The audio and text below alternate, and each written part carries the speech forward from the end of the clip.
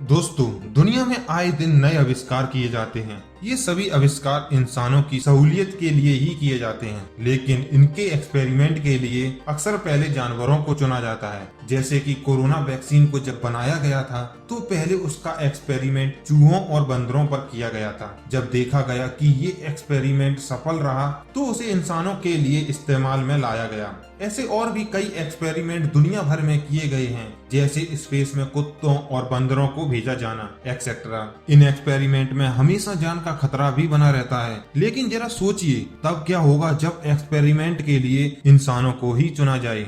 आज हम आपको ऐसे ही एक एक्सपेरिमेंट के बारे में बताने जा रहे हैं, जिसे करने के बाद एक ताकतवर देश खूब ट्रोल हुआ था। साल 1940 में रूस ने सेना के साथ मिलकर 5 कैदियों पर रशियन स्लीप एक्सपेरिमेंट किया गया। उन्हें 30 दिन बिना सोए एक कमरे में रहना था। इसके बदले उन्हें रिहाई दी जानी थी, लेकिन ये एक्सपेरिमेंट इतना खतरनाक साबित हुआ जिसकी किसी ने कल्पना भी नहीं की थी। चलिए जानते हैं रूस के इस स्लीप एक्सपेरिमेंट के बारे में कि कैसे ये बहुत ही खतरनाक साबित हुआ। दोस्तों, बात है साल 1940 की, जिस समय दुनिया में दूसरा विश्व युद्ध चल रहा था। दुनिया में इसे लेकर काफी टेंशन भी चल रही थी। कई देश तो अपने दुश्मनों से लड़ाई के लिए जंग के मैदान में उतरे हुए थे। ऐसा ही एक देश रूस भी था। उसने भी कई दुश्मन देशों के लोगों को लड़ाई में हराकर बंधक बना रखा था। उसी दौरान सेना के साथ मिलकर रूस के कुछ साइंटिस्ट एक खास चीज पर रिसर्च कर रहे थे। वे जानना चाहते थे कि एक इंसान बिना सोए रह सकता है या नहीं। उन्होंने इस एक्सपेरिमेंट के पीछे एक वजह भी दी थी कि विश्व युद्ध जारी है और हमारे सैनिक भी इसमें लड़ रहे हैं, लेकिन क्या वे बिना सोए जंग को लड़ सकते हैं? इसी को लेकर रूस के साइंटिस्ट ने रिसर्च शुरू की थी। अब समय आया एक्सपेरिमेंट करने का, तो साइंटिस्ट ने सोचा कि क्यों ना कैदियों पर इसका एक्सपेरिमेंट किया जाए। उन्होंने कुछ कैदियों के सामने एक्सपेरिमेंट की बात रखी और कहा कि अगर वे लोग पूरे 30 दिन बिना सोए निकाल लेंगे तो उन्हें कैद से मुक्ति दे दी जाएगी। 5 कैदी इस शर्त के लिए तैयार भी हो गए।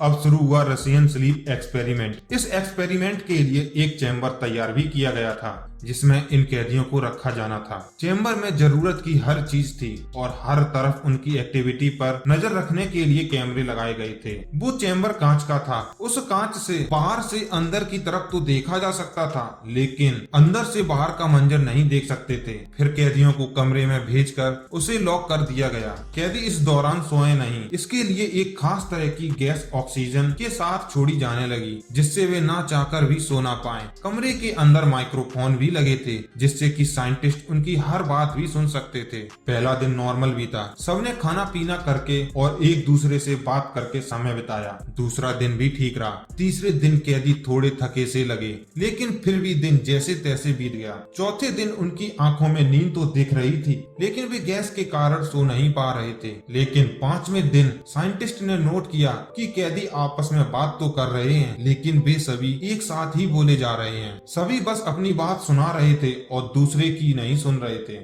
6वें, 7वें और 8वें दिन उनकी हालत और ज्यादा खराब होने लगी। वे लोग सोने की कोशिश भी कर रहे थे, लेकिन गैस के कारण उन्हें नींद नहीं आ रही थी। लेकिन 9वें दिन एक खतरनाक चीज होती है। 5 में से एक कैदी अचानक जोर जोर से चीखने लगता है। बाहर बैठे साइंटिस्ट ये सब देखते तो हैं, लेकिन कुछ करते नहीं। हालांकि उसकी चीख से उन्हें ये एहसास तो होता है कि वो इतना तेज चीख रहा है जिसे सुनकर किसी के भी कान के पर्दे फट जाएं। लेकिन हैरानी की बात तो ये थी कि उसकी इस चीख का दूसरे कैदियों पर जरा भी फर्क नहीं पड़ रहा था। वे खामोश बैठे थे। 3 घंटे के बाद उस कैदी की आवाज आनी बंद हो गई। वह चीखने की कोशिश तो कर रहा था, लेकिन उसकी आवाज निकल ही नहीं रही थी। फिर 10वें दिन के बाद से चीजें बदलना शुरू हो गईं। फिर भी दिन बीते और 13वें दिन साइंटिस्ट को लगने लगा कि जैसे कैदी मर गए हों, क्योंकि वे कुछ हलचल ही नहीं कर रहे थे। ऑक्सीजन लेवल चेक किया गया तो वह ठीक था और सभी की सांसें भी चल रही थी। फिर भी साइंटिस्ट को शक हुआ और उन्होंने सोचा कि इस एक्सपेरिमेंट को यहीं रोक देना चाहिए। लेकिन जिस कमांडर की निगरानी में ये एक्सपेरिमेंट चल रहा था वह इसके लिए तैयार नहीं हुआ। उसने एक्सपेरिमेंट चालू रखने को कहा।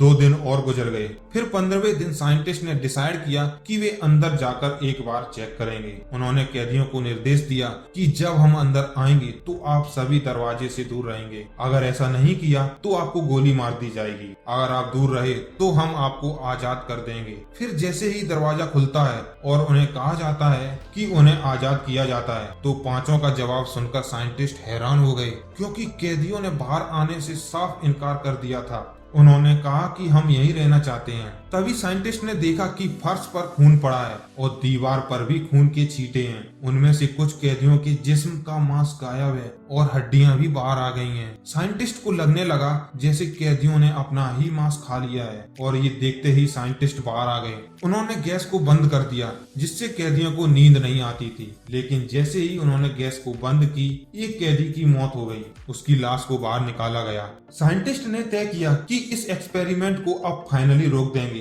ताकि बाकी चारों के साथ कुछ गलत ना हो जाए। लेकिन कमांडर एक बार फिर एक्सपेरिमेंट को रोकने से इनकार कर दिया। उसने तो ये तक कह डाला कि एक साइंटिस्ट को भी उन कैदियों के साथ जाकर रहना चाहिए, ताकि एक्सपेरिमेंट और बेहतर हो सके। लेकिन साइंटिस्ट नहीं माने और उन्हीं में से एक साइंटिस्ट ने कमांडर को ही गोली मार दी। फिर साइंटिस्ट दोबारा कमरे में गए। वहाँ का मंजर देखकर भी लोग काफी डर गए, क्योंकि कैदी बहुत ही अजीबोगरीब हरकतें कर रहे थे। चारों को चैम्बर से बाहर निकालकर इलाज के लिए ले जाया गया। इलाज के दौरान 3 कैदियों की तो मौत ही हो गई। अब सिर्फ ये कैदी बचा था। उसका इलाज करवाकर 16वें दिन वापस उसे चैम्बर में डाल दिया गया, क्योंकि वह वहां जाने की जिद कर रहा था। एक साइंटिस्ट दोबारा चैम्बर में जाता है और कैदी से पूछता है कि तुम्हें कैसा लग रहा है। तो वो अजीबोगरीब बातें करने लगा। ऐसा लग रहा था जैसे वह इंसान ही नहीं है। साइंटिस्ट उसकी बातें सुनकर घबरा गया। उसे लगा कि इसे मार डालना ही बेहतर है। फिर साइंटिस्ट ने उसे वहीं गोली मार दी। इस तरह यह एक्सपेरिमेंट बंद हुआ। एक्सपेरिमेंट के 69 साल तक इस एक्सपेरिमेंट के बारे में किसी को भनक तक नहीं लगी। फिर साल 2009 में क्रिस्पी पेस्टा नामक वेबसाइट ने पहली बार एक आर्टिकल लिखा और इस एक्सपेरिमेंट का जिक्र भी किया। जब ये कहानी सामने आई तो रूस ने साफ साफ इनकार किया कि इस तरह का कोई एक्सपेरिमेंट देश में नहीं किया गया। लेकिन इस एक्सपेरिमेंट को लेकर काफी तथ्य भी सामने आए। कुछ लोगों का मानना था कि ये सच है, वहीं कुछ लोगों का कहना था कि ये एक काल्पनिक कहानी है। लेकिन आज तक इस पर बहस जारी है। तो दोस्तों, आप लोगों को मेरी ये वीडियो कैसी लगी कमेंट बॉक्स में जरूर बताना, और हमारी इस वीडियो को लाइक करें, शेयर करें और चैनल को सब्सक्राइब भी करें, ताकि ऐसी इंटरेस्टिंग वीडियो आपको टाइम पर मिलती रहे।